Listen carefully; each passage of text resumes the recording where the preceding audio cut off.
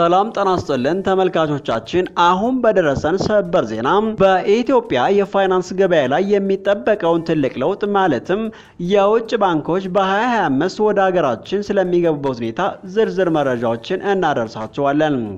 በመጨረሻም በዓለም አቀፍ ደረጃ ትኩረት ስቦ በቆየው በሩሲያና ዩክሬን መካከል ያለው ጦርነት አሁንም አሳሳቢ በሆነበት ሁኔታ የደረሱንን አዳዲስ መረጃዎች ይዘንላችሁ ቀርበናል። እነዚህና ሌሎች ወቅታዊ ጉዳዮችን ይዘንላችሁ ቀርበናል። እስከ ፕሮግራማችን ፍጻሜ አብራችሁን ቆዩም።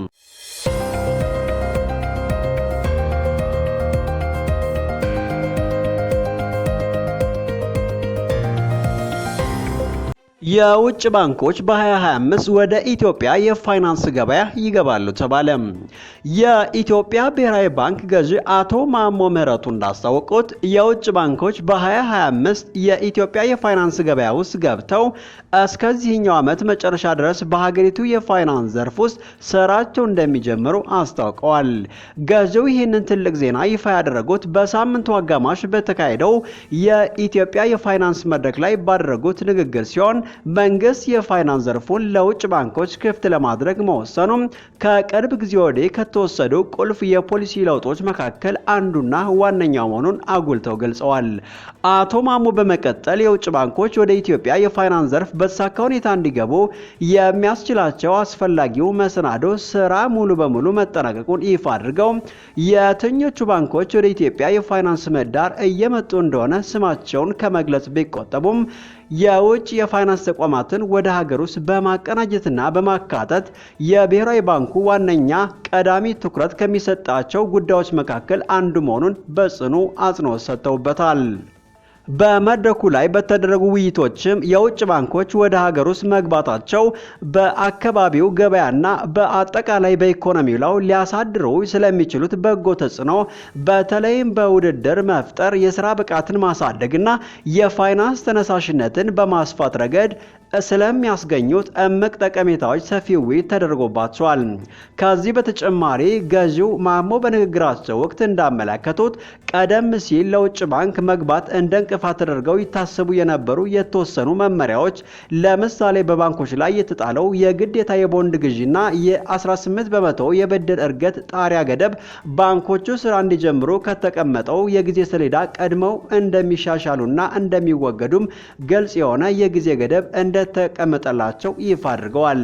በዚህ መድረክ የመክፈቻ ንግግር ያደረጉት የኢፌዴሪ ፕሬዝዳንት ክቡር አቶ ታዬ አጽቀሥላሴ በበኩላቸው የኢትዮጵያ የፋይናንስ ዘርፍ ከ100 ዓመት በላይ እድሜ ያስቆጠረ ቢሆንም በተለያዩ ተግዳሮቶች በተለይም በመንግስት መር የኢኮኖሚ ፖሊሲዎች ለረጅም ጊዜ በመቆየቱና መንግስት ለኢንቨስትመንት ፋይናንስ ለማድረግ በከፍተኛ ብድር ላይ ጥገኛ በመሆኑ ሀገሪቱን በዕዳ ጫና ውስጥ በመክተቱና የፋይናንስ ስርዓቱንም በማዳከሙ ምክንያት ወደ ጠንካራና የማይናወጥ ስርዓት ሊያሳድግ እንዳልቻለ አስገንዝበው አሁን ላይ እየተካሄደ ያለው የማክሮ ኢኮኖሚ ማሻሻያ በአጭር ጊዜ ውስጥ ተስፋ ሰጪ ውጤቶችን እያስገኘ መሆኑና ይህ የማሻሻያ መርሃ ግብር በሶስት ዋና ምሰሶች ላይ የተገነባ በግልጽ እቅድ፣ ውጤታማ ቅንጅትና በተወሰኑ ግቦች የሚመራ መሆኑን አብራርተዋል። አቶ መሐመድ በበኩላቸው ኢትዮጵያ በገንዘብ በውጭ ምንዛሬና በፋይናንስ ዘርፍ ፖሊሲዎቿ ላይ መሰረታዊና ዋና ዋና ማሻሻያዎችን እያደረገች መሆኑን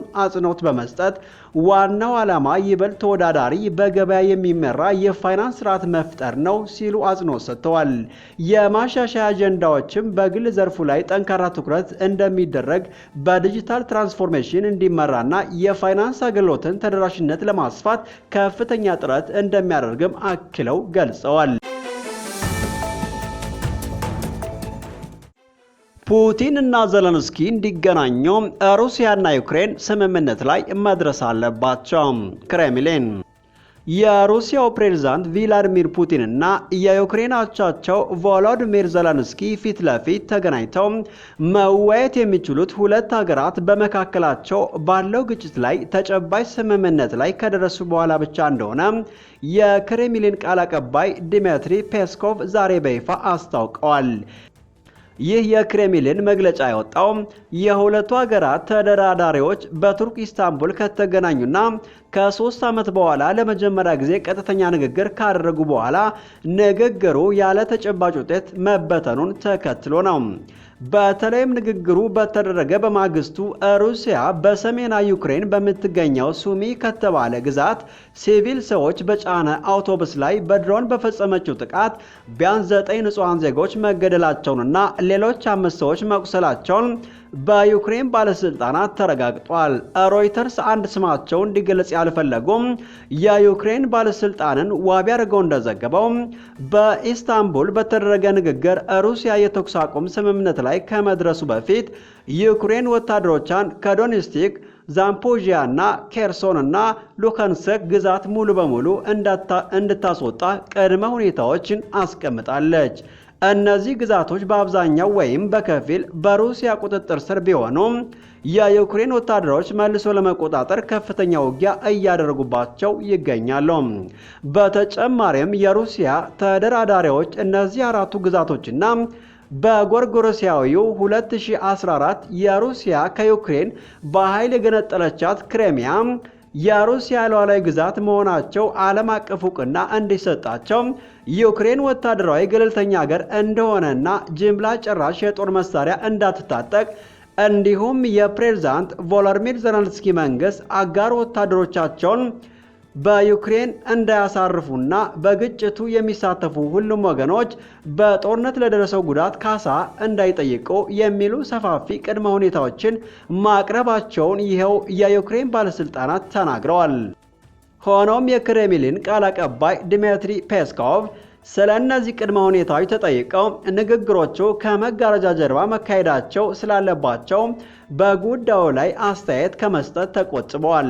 ፕሬዝዳንት ቮሎዲሚር ዜሌንስኪ በሱሚ የተገደሉ በሙሉ ሰላማዊ ሰዎች እንደነበሩ አስታውሰው ትላንት እንደማንኛውም የዚህ ጦርነት ቀናት ተኩስ የማቆም እድል ነበር፣ ሩሲያ ግን መግደል የመቀጠል እድሉን ብቻ ይዛ ቀጥላለች ሲሉ ሩሲያ ክፉኛ የተቹ ሲሆን ፕሬዝዳንት ቮሎዲሚር ዜሌንስኪ በሱሚ የተገደሉት በሙሉ ሰላማዊ ሰዎች እንደነበሩ አስታውቀው ትላንት እንደማንኛውም የዚህ ጦርነት ቀናት ተኩስ የማቆም እድል ነበር፣ ሩሲያ ግን መግደል የመቀጠል እድሉን ብቻ ይዛ ቀጥላለች ሲሉ ሩሲያን ክፉኛ የተቹ ሲሆን ያለ ጠንካራ ማዕቀብ በሩሲያ ላይ ጠንካራ ጫና ሳይደረግ እውነተኛ ዲፕሎማሲ አይኖርም በማለት የዩክሬን አጋሮች በሩሲያ ላይ ያላቸውን ጫና እንዲያጠናክሩና ተጨማሪ ማዕቀቦችን እንዲጥሉ ጥሪ አቅርበዋል። የዩክሬን ዋና ተደራዳሪና የመከላከያ ሚኒስትሩ ሩስቴም በቀጣው እርምጃ የዜሌንስኪና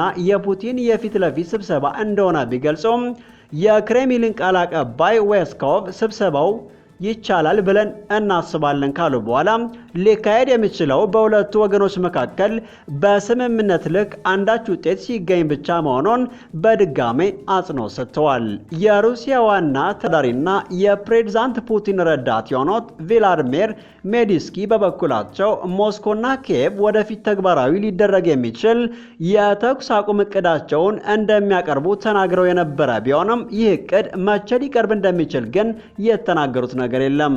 ይህ በእንዲህ እንዳለ በቱርክ ንግግር በተደረሰው ስምምነት መሰረት በቅድሚያ ሩሲያና ዩክሬን እያንዳንዳቸው 1000 የጦር ምርኮኞች ወታደሮችን መለዋወጥ እንደሚገባቸው ትላንት አርብ ዕለት የክሬምሊን ቃል አቀባይ ዲሚትሪ ፔስኮቭ መናገራቸው ይታወሳል። ይህ ሁሉ የሚያሳየው በሁለቱ ሀገራት መካከል ያለው ልዩነት አሁንም የሰፋ መሆኑና ወደፊት ለሚደረጉ የሰላም ጥረቶች ከባድ ፈተና እንደሚሆን ነው።